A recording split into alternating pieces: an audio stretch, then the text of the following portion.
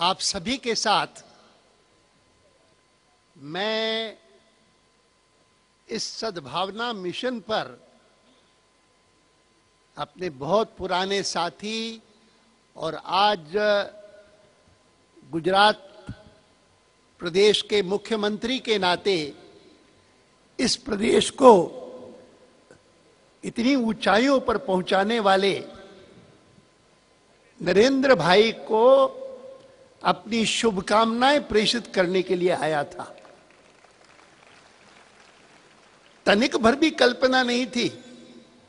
कि इस अवसर पर नरेंद्र भाई के इस सारगर्भित भाषण के बाद मुझे कुछ कहना पड़ेगा,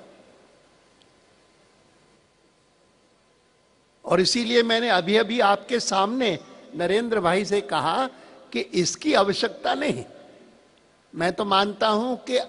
आज के अवसर पर आप ही का भाषण यह पर्याप्त था, लेकिन उन्होंने कहा कि सब लोग देख रहे हैं, आपका नाम घोषित हो गया है, आप दो शब्द बोलिए। इसी कारण मैं खड़ा हुआ हूं। जितनी बातें नरेंद्र भाई ने अभी कही, खास करके 6 करोड़ गुजराती जिस ऊंचाई पर पहुंचे हैं पिछले दिनों में, उसका जितना जिक्र किया वह सही है।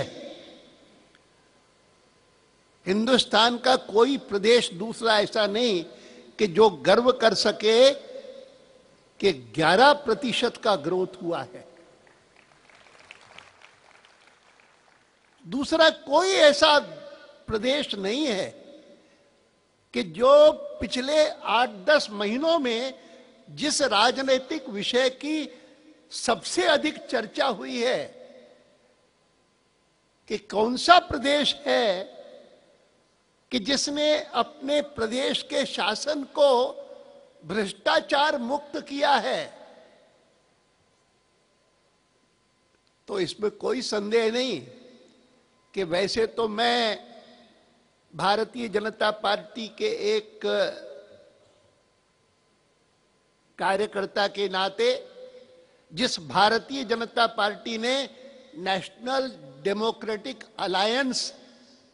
गठित करके 1998 में और कई दलों को साथ लेकर के 6 साल तक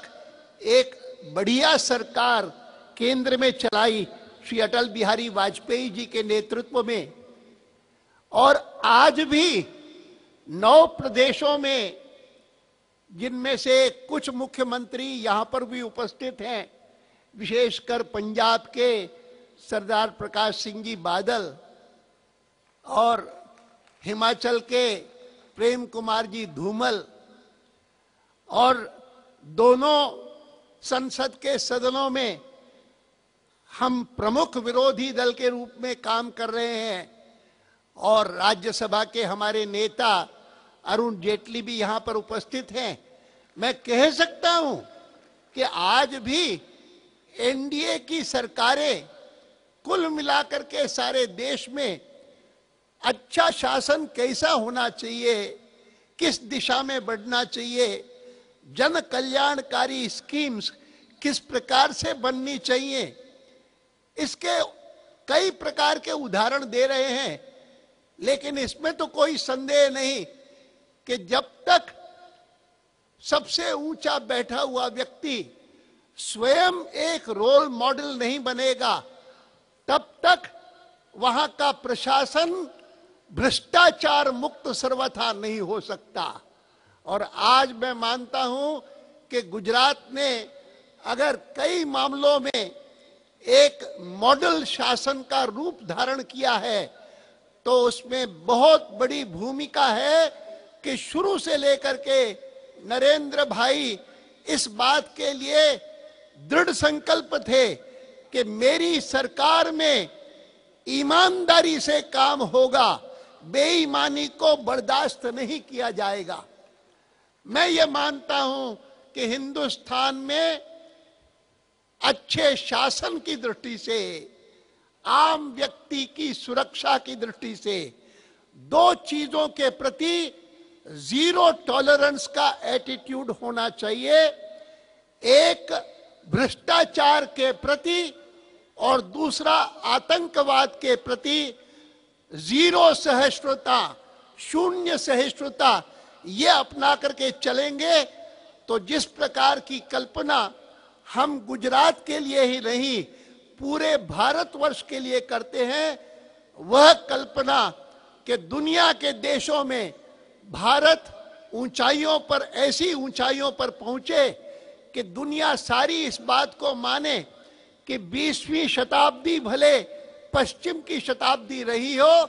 21वीं शताब्दी यह भारत की शताब्दी बनेगी। यह तब हो सकेगा जब भ्रष्टाचार के प्रति और आतंकवाद के प्रति एक जीरो टॉलरेंस का एटीट्यूड होगा। गुजरात में नरेंद्र भाई के नेतृत्व में यह दोनों बातें संभव हुई हैं। इसी कारण मैं समझता हूं कि आज वे यहां पर पहुंचे हैं कि जिस कारण से कुछ लोगों के मन में थोड़ी बहुत गलतफहमी हुई होगी,